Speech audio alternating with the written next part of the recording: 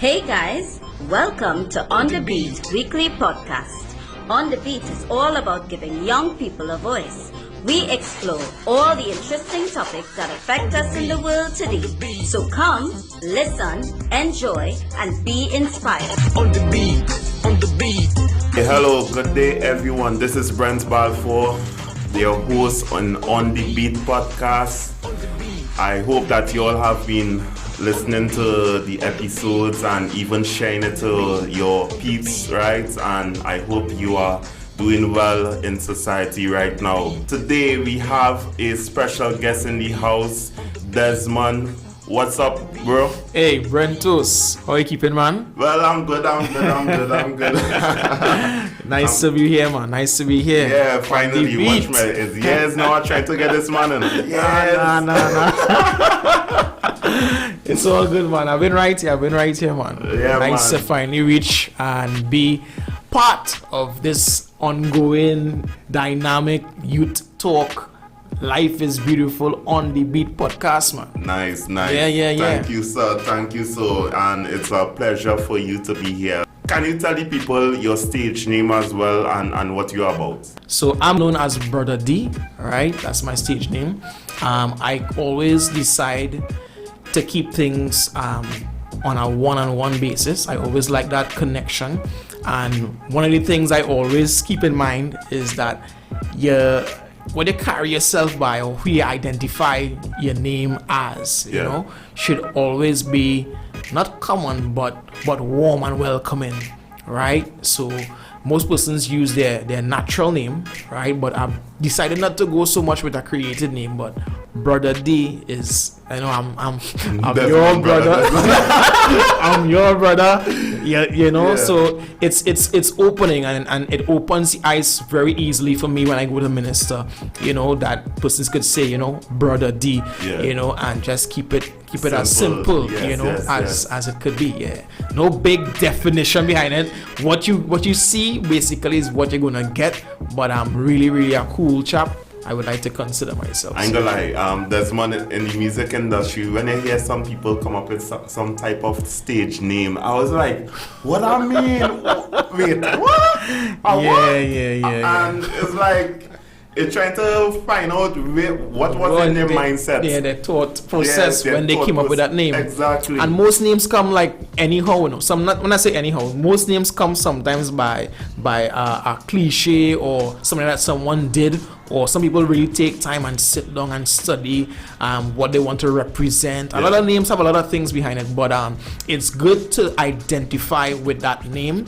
You first, right? You first. You can't expect people to identify with the name unawares, but you first identify, recognize, and live by it. So I'm just looking to live by being each person's brother, or even their brother's keeper. I really always try to keep my songs motivational songs, biblical songs, evangelistical songs, towards brothers and sisters. Right? For we are all part of one big family, to be honest, and that's my poise, bringing people. So there's an acronym at the bottom of my logo called Music Ministry, which is Music Uplifting Souls in Christ. Right? So that's what I'm geared to. Music uplifting souls in Christ. And it could be a song of joy, it could be a song of happiness, it could be an evangelical song, it could be a song that touches both the masses, right, spiritual and secular, but it's always a focus of uplifting person's hearts, uplifting person's mind. And that's the thing, in my new newsletter issue, I can't remember how much issues I don't have already. Wow. Growing. But in this month's one, it didn't come out yet, but it's all about helping one another, being there for one another, and you talking about being a brother for somebody, you understand? And that is the highlight between it, because we had to move as a community. Instead of you by yourself, you figure it out by yourself, try to live life by yourself. And under this pandemic, I mean, everybody on their own too. So that's why we need that community to come back. Definitely.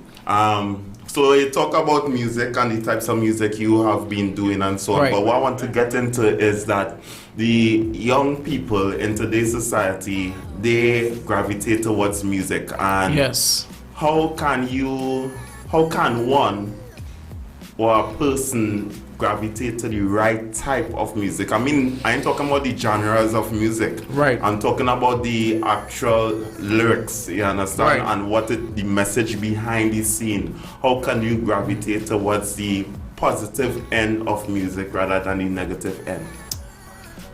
Brent, to be honest, we are all impressionable beings. Yeah. Right? We all have likes, dislikes. We all have different preferences, different tastes. Right? God didn't make everybody the same. So the variety of music, it speaks volume to the nature of the people.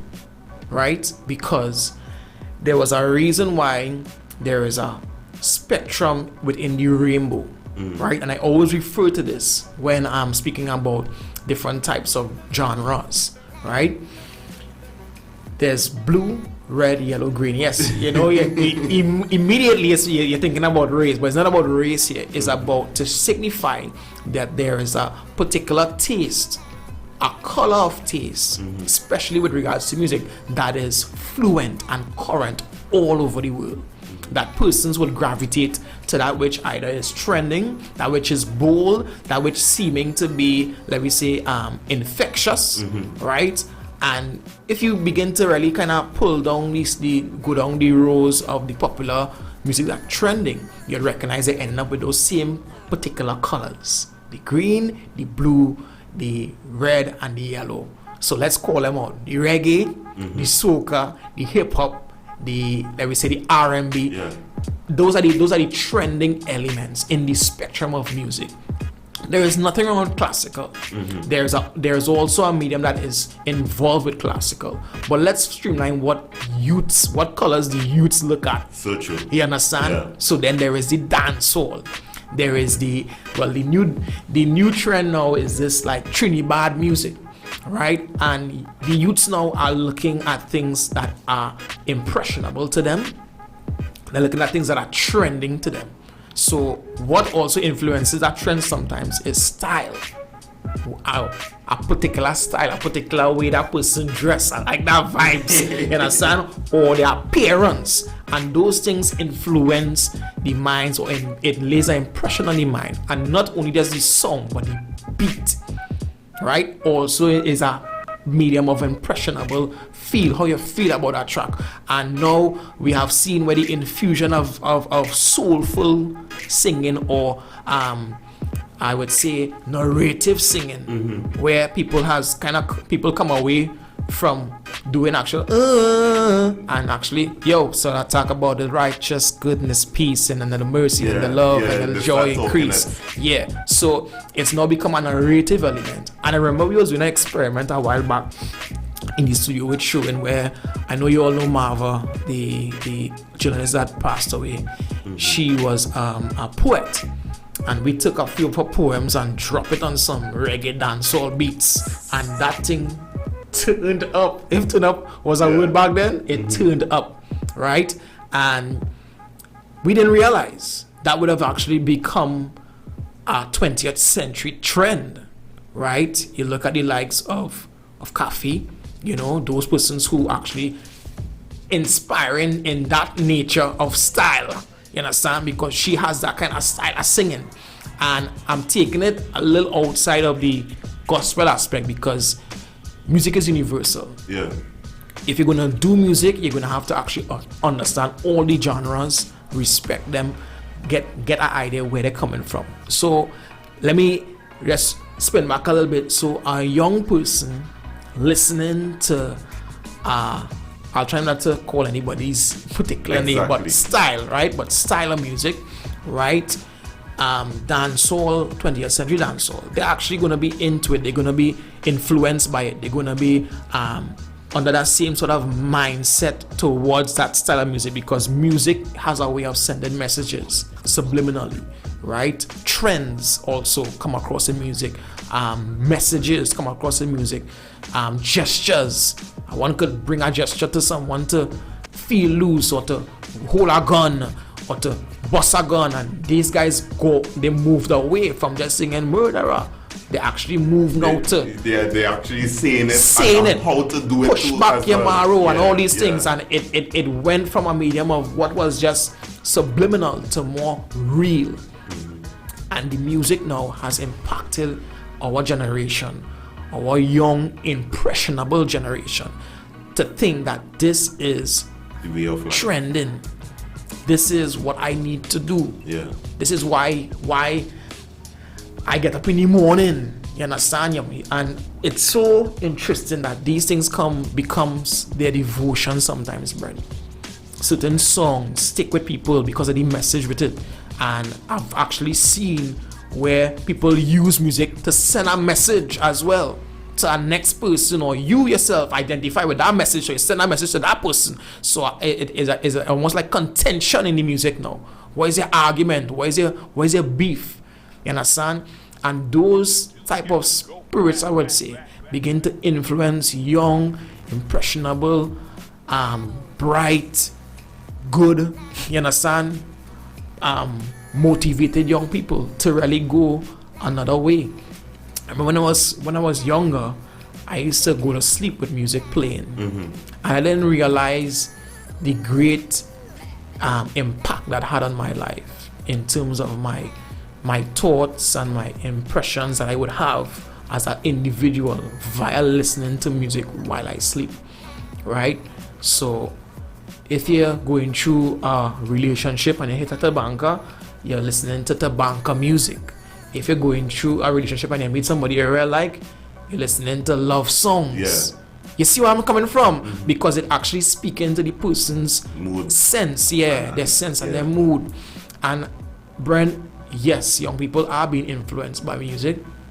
Yes, definitely, I would say some musics are negative influence. It impacts them negatively. But I would not give up hope to say that there also are positive music out there, inspirational music out there that could really inspire young people and have them focused on the better things of life than looking to do ill in life. Yes. You are right in that aspect, and you're thinking, okay, this is the way of life. Yeah. These men, because they look at these people who singing right at a high esteem. Yeah. So okay, they live in life like this. Therefore, and they speaking about this. So therefore, this must be true. Yeah. This must be the way. And what has impacted it even more, Brent? I mean, there used to be videos long time, right, with your music, but now everything is a video. So you're not just getting audible impression, you're getting visual impression. So you look at the video, tell me, what is that portraying to you? Big car, big house, fancy car, naked girls, lewdness, so automatically an impression is being set that this is where let me say some means of enjoyment is. And sometimes the music has that hold on a young person that, you know what, hey, let me listen to that vibes here, let me listen to this, hey, I just feel at peace with that. But really and truly, believing in yourself is the first point of self-confidence, as opposed to looking and aspiring to be somebody, which is not a bad thing, right? But believing in oneself to aspire to do something good and getting things to back that is also better. You understand? Is also better. I remember it's a guy, one of my friends, Gary, he could have imitated Sizzla to a T. Wow. Watch man. And when at that time we had what we call interclass football. And during lunchtime it had the competition happening in the whole school surrounding the field and so on.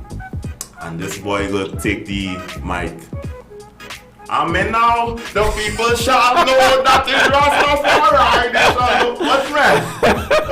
Run out the real.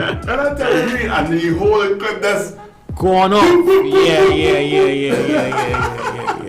You see that? That is influence. That is influence. People will leave their homes and go down to the I don't know, these big open air or open concerts to listen to people who singing good music or to listen to their favorite artists. And that is influence. When they take the stage, the raw, that is influence, right? But anyway, in moving ahead, diverting to the other aspect of this music and young people, young people that are talented out there, who aiming to either make it big in the music industry, right? Or they might be shy to even start something, but yet they're talented. Right. Let me start with the ones that are shy. Nice. Who are talented, but yet they are shy to go on the stage and portray what they have. They rather stay home or stay amongst their close-knit friends who know that they could sing. What would you tell them? How could you tell them to encourage them? Yeah. I was once like that, right? The fear of doing something that you're good at publicly, that's always a fear, even for the presidents and the honorables, the greats of the greats, right? But what will have to be said about that is their environment, where they are, who they are around, needs to lend to their dream. Because if you are placed in, let me say, solitary or with amongst no one, first two things happen. You begin to worry, you begin to think, then your psyche begin to go off because you're feeling delirious, because you have no one to speak to, no one to talk, no one to express, no one to relate to. And sometimes it's good, while they're in a comfort zone, to be around somebody or to be in a comfort, not in a comfort, but in a place where somebody could encourage them, motivate them, right? The avenues for this are far and few in between, right? Now we have gone to the era where you could put up a video and go viral and become a one-hit wonder by the right person viewing your video, right? But if they are not that type of person as well, to put themselves into public eye. Well, even that and all, you have to have a little belly for. Right? Even to go behind a camera and actually put out your person and put out your tills, your skills and your talent, you have to have a little belly for. So what I'm trying to say is that building confidence is critical. Building confidence in your ability, building confidence in believing in yourself, and also for having persons around you that believe in your dream. That's critical, because you could go from stage 1 to stage 10 in a short space of time with the right motivation and the right persons that surrounding you. Having a group saying, yeah, boy, you're real talented, you're real good. As opposed to somebody who's saying, hey, what about taking some vocal training? What about, taking a guitar class or a keyboard class? Because music in itself lends to itself. You're singing music, therefore you need to understand some kind of music. Right? So training is important. Being shy is not even the biggest battle, but being willing to extend yourself, that is where the victory that is where the victory comes in. Exactly. If you shy, all right, I shy, and you're not willing, that is two defeats there. You can be shy, but also being willing, and that is my encouragement. Be willing to allow yourself, and I know it's far in between. I don't know even if there's avenues for. There are avenues, but I don't know exactly where one we could say like to start from. But think about it.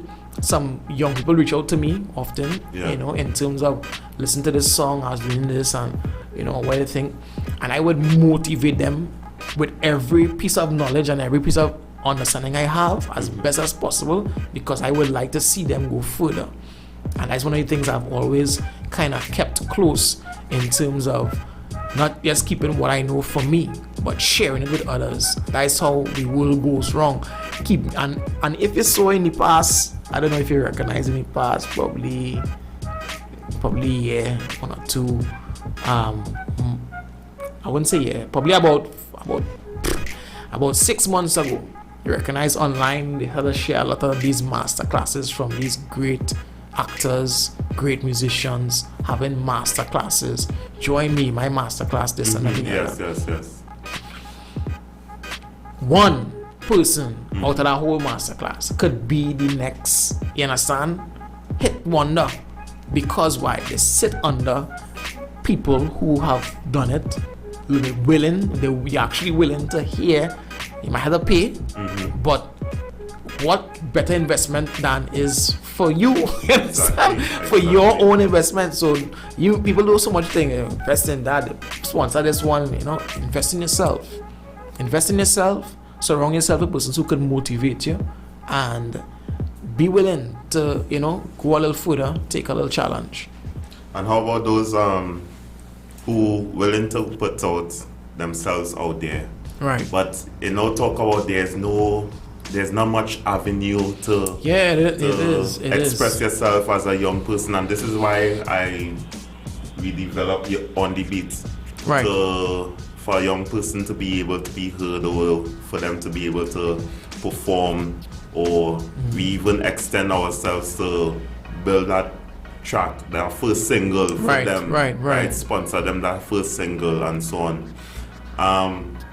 Because we recognize it hardly have avenues mediums out there that will help provide for a young person. Like abroad, like how it have abroad, where if somebody cites someone on the streets or singing in a church or somewhere, they might want to take them under their wings free of charge, right? Until they reach a certain level. It happens to the best of them.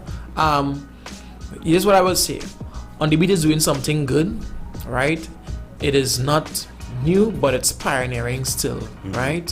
For the reason that this wasn't hand down. You actually starting this, you're building it from the ground, right? But I do believe there are certain structures or models you could glean from that could assist in the whole scheme of things with regards to new persons coming on. You see, the thing is, we in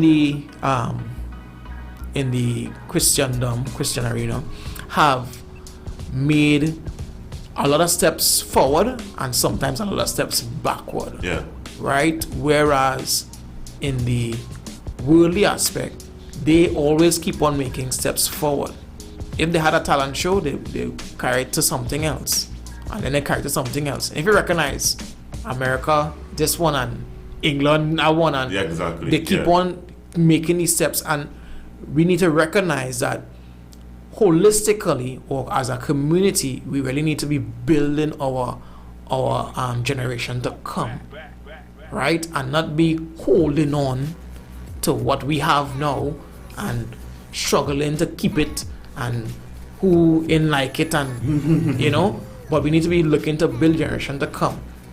Making the investment is not only financial, making the investment of time, making the investment of your knowledge, sharing your knowledge, right, is just as potent, or is even more potent than just sending or giving a financial aid to record a song. Because what next after he record this song? You follow what I'm saying? What next after you cut the track? Some people live to probably just to hear the song on air, or think that is the end of it all, or the to it and end of it all, which is not, right?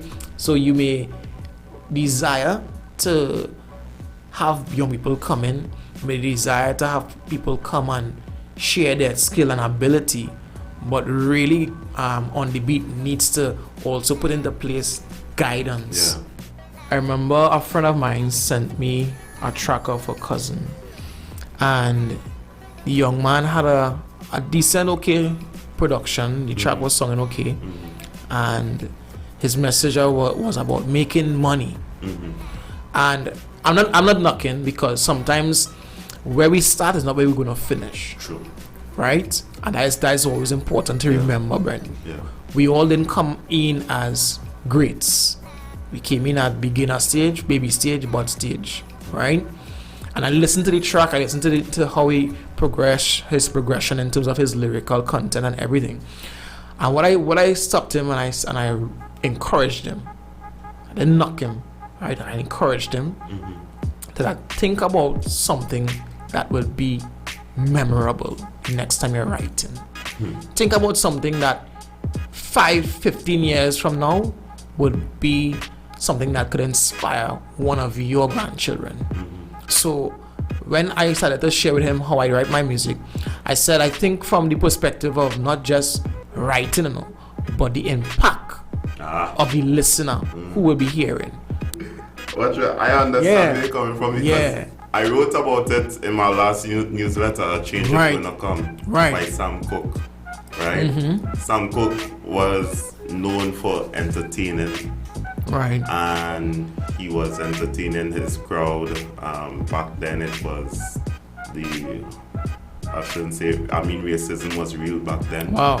And then he was challenged by a group of friends, which include Malcolm X, this guy, I can't remember his name now, the great boxer, and James Brown as well. And after that night, because they challenged him to turn your song from entertaining to something that would create a message. Right.